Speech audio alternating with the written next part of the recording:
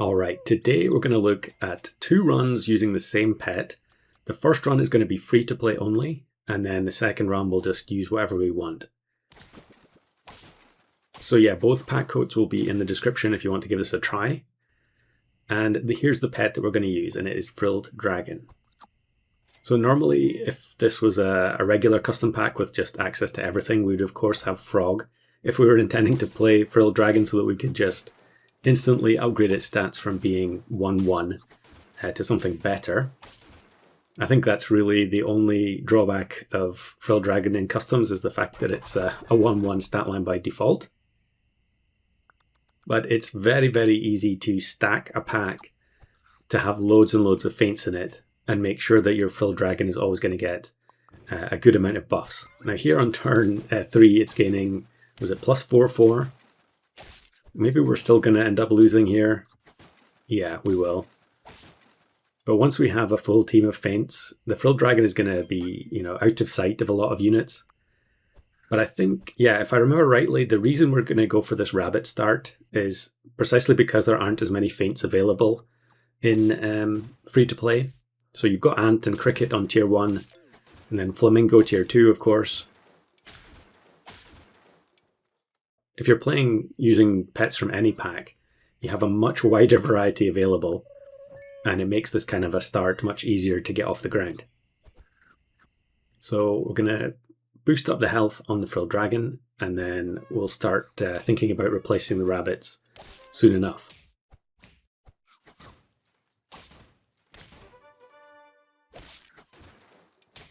So I've actually recorded a bunch of other free-to-play runs recently. I think Troubadour mentioned one of my free-to-play runs in a video not too long ago, and it got me thinking about some of the pets that I hadn't done a video for yet.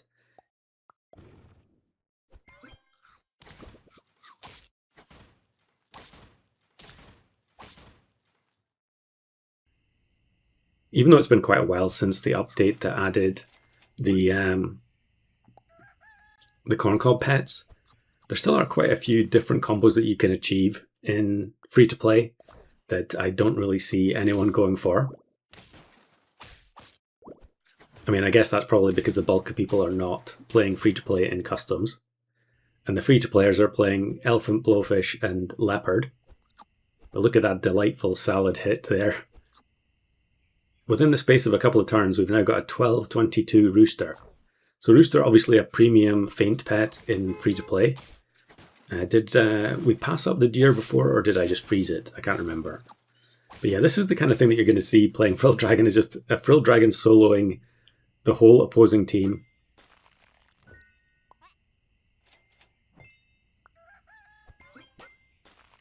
We acquire the tiger, or we will do next turn anyway. So I wanted to try this because I don't really see anyone else doing it. Obviously Frilled Dragon is limited by the fact that you can only have 4 other feint pets. But if you put Tiger behind it, then only having 3 feint pets is going to be the equivalent of having 6 feint pets. So I wanted to see if I could get Frilled Dragon to 50-50 in battle. Now, I'm pretty sure it's not going to happen in free-to-play, but we might be able to think about revisiting that when we get to the pay-to-win later on. And yeah, I'm just going to try and race to having the level 3 Tiger here. We actually win anyway, even though we've only got 1 feint pet now. And this is another reason why it's difficult to get Frilled Dragon to 50-50, is because you're going to win too quickly once you get the team off the ground. So now we've got the level 3 Tiger and the Frilled Dragon, and we'll get another Rooster next turn. I think we should be okay against this team as well. It's only turn 11, so there aren't too many teams that are going to have a pet as big as Frilled Dragon at this point. Okay, so now that's 9 wins. We can just grab whichever feint pets we want. There's Walrus and then Lionfish as well. Or maybe I'm going to wait. Yeah, okay, I looked for Farmer Crow, which I think is better than Lionfish in this scenario. So now we're maxed out. And we get up to 32-41, I think it was. And the Frilled Dragon almost solos the whole opposing team again, even though they had the level 3 hatching chick there. So yeah, pretty simple little interaction using only free-to-play units. Once again, the pack is in the description below if you want to give it a try. Okay, now let's move on to the pay-to-win portion of the video. So once more, we've got our Frilled Dragon on turn 2. We don't have any faint pets yet, but that's because we're going to be frog swapping, of course. What would I do without frog? I do not know. So I could just swap the stats here. Not sure what I'm specifically looking for. Okay, we're going to be exceptionally greedy here. We get another Frilled Dragon. Yeah, I guess I was looking for the rat. That must be the explanation. Yeah. That is just the epitome of greed.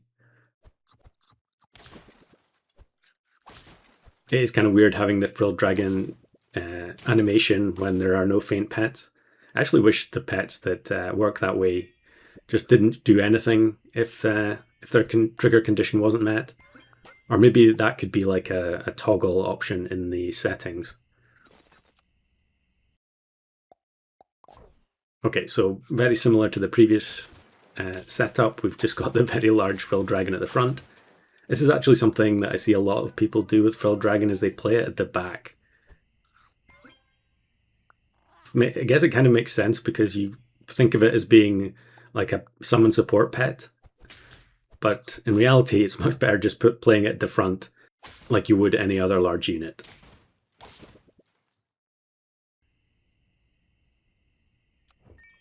So unsurprising, we get demolished by some dolphin spam there. That is my life in customs at the moment. But yeah, why have we put Macaron on the Frilled Dragon here? So this has kind of been a pet project of mine recently, is trying to come up with teams that use Macaron. Obviously, you could use it in virtually any team that would use churros. But in reality, I think the actual use cases are way, way fewer. However, it does still allow you to do some things that would not be possible using churros, I don't think. Or I guess it would be possible, but it would be more advantageous to use Macaron instead. And in this case, it's because we don't want to have churros on a lot of other units. So I want the Frilled Dragon to go last. In case you're not aware, that's what Macaron does. I mean, I guess no one ever uses it, so it's not surprising if you've never seen it before. But yeah, Macaron will go last after all the other start of battle abilities. Now, obviously, that can mean that you could potentially get sniped before you gain enough stats to survive the snipe, but that's a risk I'm willing to take for this particular team. So we'll acquire the Eagle Owl. We're now down to 1 heart, so we're in pretty rough shape. And I think maybe Flounder? No? Okay, we get the Cocoa Beans. So the team I want to build here is Frilled Dragon plus a bunch of jump attack pets, and they're all going to have Cocoa Bean.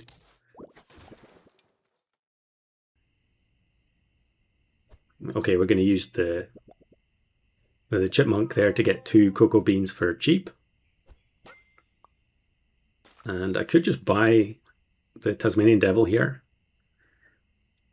Yeah, just get rid of one of these guys and bring in the Tasmanian Devil and give it the Cocoa Beans. I mean, we're on 1 heart, but we might as well just go for it.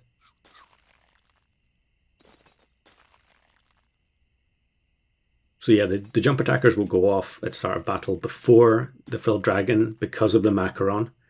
They will turn into faint pets because of the Cocoa Beans, and therefore they will count for the Frilled Dragon's ability. Now, obviously, because each of the jump attackers needs Cocoa Bean, we can't give them churros, so Macaron is the only alternative in this situation.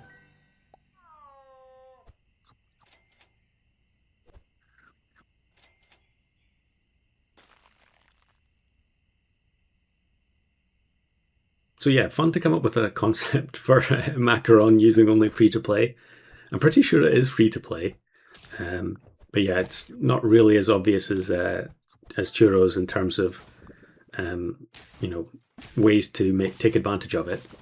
But I have actually been trying to record another build the last few days that involves Macaron as well. So look out for that one in the near future. Let me know in the comments if you have any other ideas for Macaron. I love these perks and pets that are kind of awkward, and they really require you to think quite in depth about how to make use of them. So a nice one there. Of course, we're going to get completely obliterated by any snipe team that's going to take out the jump attackers. And the Eagle Owl is going to give us very poor value if those units have not survived. But because they turn into faint pets, they can produce summons after the fact as well.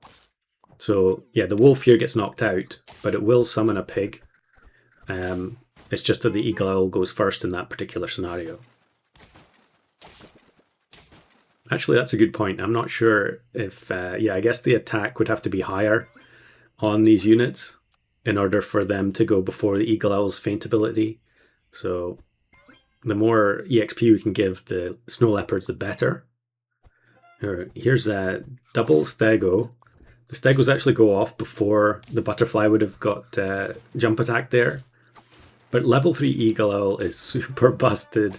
Turn 14, giving, I don't know, how much was that? Was that like plus 20 or plus 18 or something to each unit? I think a lot of the progressive abilities like Eagle Owl and Tuna and so on are really dubious in Arena, precisely for this reason.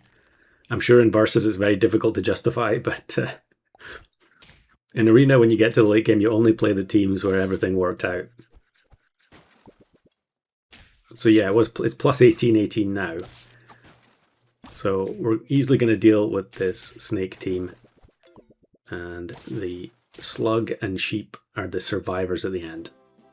So there's two different takes on Frilled Dragon, and nice to have a little bit of Macaron in there as well.